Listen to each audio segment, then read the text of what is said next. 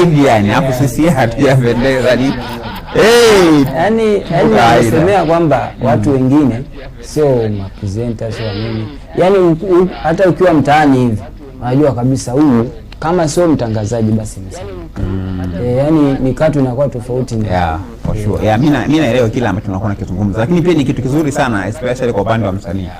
Akiwa anapendeza, anazingatia kupendeza. Unajua mara kadhaa na mara nyingi zaidi tumekuwa tukizungumza kusema kwamba kwa mfano kama ukiwa msanii au sio hapo kwenye sanaa kidogo, unatakiwa muonekano wako, hiyo ndio inakuwa identity yako kwa maana ya utambulisho wako. Yaani ukikutana na mtu bifaje anza kuhoji maswali ili kuuliza wewe unafanya kazi gani?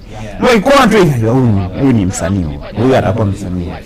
Huyu msanii sijui mtangazaji sijui whatever. Hivyo tamsingi zaidi mtu yupo kwenye upande huo na ile anasema kwamba msanii ni kioo cha jamii. Lazima watu wote wakuface wa kuangalie. Huwezi kuwa msanii alafu ukawa huko katika hali ambayo mtu akiangalia wewe ndio msanii wewe. Wewe lazima kidogo